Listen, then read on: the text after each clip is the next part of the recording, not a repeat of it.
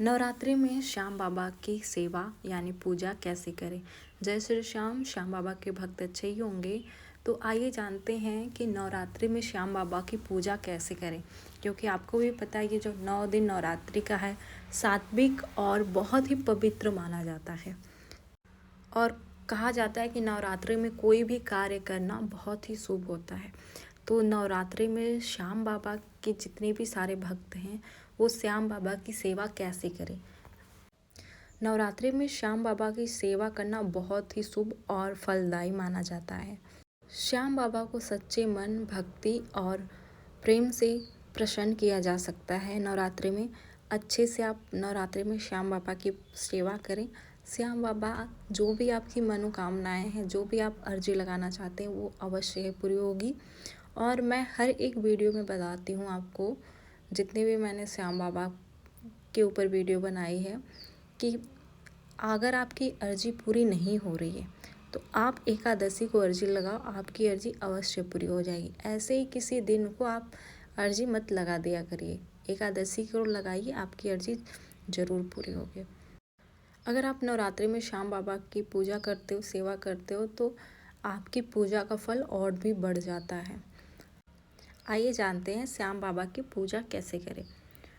नवरात्रि में सुबह जल्दी ब्रह्म मुहूर्त में जग जाना है।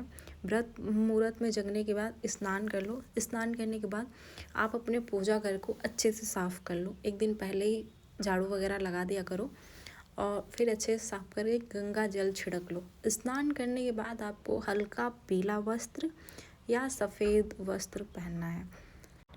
और आप पूजा घर में जितनी भी आपकी पूजा की सामग्री है, अगर कभी क्या होता है कि हम कच्चा दूध चढ़ाते हैं तो किचन में ही भूल जाते हैं या इधर उधर रख के, तो अगर आप कच्चा दूध निकालो तो तुरंत ऐसी जगह टांग दो, ऐसी जगह रख दो जहाँ पे गंदगी ना हो।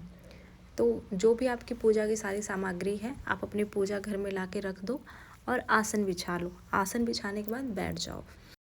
श्याम बाबा का स्मरण करके संकल्प ले और बोले, श्याम बाबा, मैं नवरात्रि में आप की सेवा सच्चे मन से करूँगी। मेरी ये मनोकामनाएं हैं, मैं बहुत दिन से चाह रही हूँ कि मेरी पूरी हो जाए, पर पूर्ण नहीं हो पा रही। तो मैं चाहती हूँ कि आप ये मेरी मनोकामनाएं नवरात्रि में पूर्ण कर दीजिए। और आपने पूर्ण कर दिया है, मुझे पूरा भरोसा है, ऐसे बोलिएगा। फिर श्याम बाबा की मूर्ति है तो जलाभिषेक कर लीजिए। मूर्ति नहीं है, चित्र है, तो गंगा जल छिड़क के साफ कपड़े से साफ कर लीजिए। फिर घी का दीपक जला दीजिए और धूप, अगरबत्ती का उपयोग मत कीजिए। अगर आपके पास तिल का तेल है तो तिल का भी दीपक जला सकते हैं। और विशेष करके आप गुलाब का फूल अर्पित करें। नवरात्र में 9 दिन पीला चंदन या तिलक लगा दें श्याम बाबा को। भोग में अगर आपके पास कच्चा दूध है तो कच्चा दूध भी लगा सकते हैं, नहीं तो चूरमा या छोटे वाले बतासे, मिश्री आप अपनी क्षमता अनुसार लगाइएगा। और एक लाची ज़रूर रखिएगा। और एक अगर लाची अगर हो सके तो पान रखिएगा, पान नहीं हो सके तो लाची ज़रूर रखिएगा, क्योंकि भोग के बाद पान या लाची पहले के राजा महाराजा खाते थे। और पहले के जो देवी देवता थे वो भी भोग मतलब खाना खाने के बाद लाची या पान अवश्य खाते हैं। तो आप भोग लगाइए। तो ये आपके पास रोज़ पान नहीं है, नहीं मंगा पा रहे हो, मुश्किल हो रही है, तो आप एक लाची रख दो भोग लगाने के बाद। भोग के साथ ही रख दो, भोग लगाने के बाद नहीं।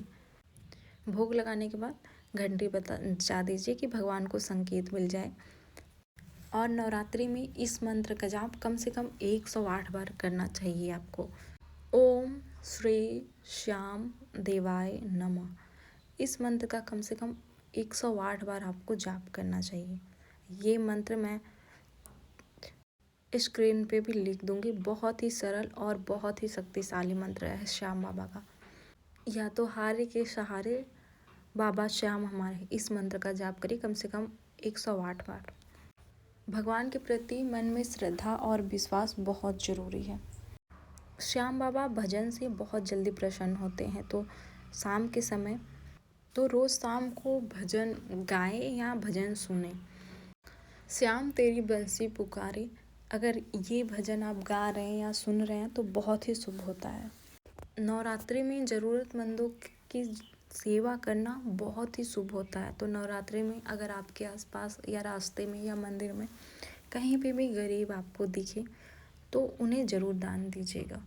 गौ माता की सेवा करिए। नवरात्रि में कहा जाता है ना, गौ माता में के अंदर मतलब पूरे सींग से लेके पूंछ तक 33 देवी देवता वास करते हैं, 33 कोटि देवी देवता वास करते हैं। तो इसलिए गौ सेवा अवश्य करें, क्योंकि श्याम बाबा को सेवा बहुत ही प्रिय है। इसलिए किसी की मदद करना या गौ सेवा करना उनकी पूजा मानी जाती है। अगर नवरात्रि के 9 दिन अगर आप ये कर सके तो अवश्य करें। नवरात्रि में 9 दिन अखंड ज्योति जलाएं। अखंड ज्योति जलाने से क्या होता है, घर में सकारात्मक ऊर्जा आती है। अगर आप कर सकते हैं तो 9 दिन अखंड ज्योति अवश्य जलाएं। और श्याम बाबा को सच्चे भक्त और श्रद्धा से पूजा पाठ करने वाले भक्त बहुत ही प्रिय हैं। श्याम बाबा को कोई दिखावा वाला पूजा पाठ नहीं चाहिए होता है कि हाँ आप उनको 56 भोग लगाओ, चूरमा चढ़ाओ, दूध चढ़ाओ, तो ही वो खीर चढ़ाओ तो ही प्रसन्न होंगे। वो सच्चे भाव के भूखे। अगर आपके पास कुछ भी नहीं है, आपका भाव अच्छा है, मन में श्रद्धा है और भगवान पे, श्याम बाबा पे विश्वास है, तो आपकी जो भी मनोकामनाएं हैं वो अवश्य पूरा करते हैं और आपके ऊपर कृपा अपनी बनाए रखते हैं। ऐसा नहीं है कि श्याम बाबा को 56 भोग चढ़ा दो और आपके अंदर थोड़ा सा भी श्रद्धा भाव नहीं है तो आपके नहीं 56 भोग स्वीकार करते हैं, नहीं आपकी पूजा स्वीकार करते हैं। मन में श्रद्धा होनी चाहिए, क्योंकि हमने देखो भगवान को कभी देखा नहीं है, लेकिन हम एक फील कर पाते हैं, एक पॉजिटिव, एक सकारात्मक जो एनर्जी होती है ना, जो ऊर्जा होती है, सकारात्मक ऊर्जा, पूजा करने के बाद वो सकारात्मक ऊर्जा हमारे अंदर आती है। जैसे कभी कभी क्या होता है कि महिला प्रॉब्लम होती है, 5 से 6 दिन मतलब 1 वीक तक वो पूजा पाठ नहीं करती हैं। मैं खुद नहीं करती हूँ 1 वीक तक। तो क्या होता है कभी कभी कि वो जो एनर्जी होती है पूजा पाठ करते हैं हम, जब वो जो सकारात्मक ऊर्जा होती है ना, पूजा पाठ करते हैं तो वो हमारे अंदर प्रवेश करती है। और जब हम पूजा पाठ नहीं करते हैं ना तो मन अजीब सा लगा रहता है उन 1 वीक में। तो इसलिए श्रद्धा भाव और सच्चे मन से भगवान की पूजा करते हैं तो भगवान हमारे आसपास रहते हैं और हमारी सुनते भी हैं, और जो हम मनोकामनाएं हमारी होती है वो पूर्ण भी करते हैं, क्योंकि श्याम बाबा को कलयुग के राजा कहा गया है।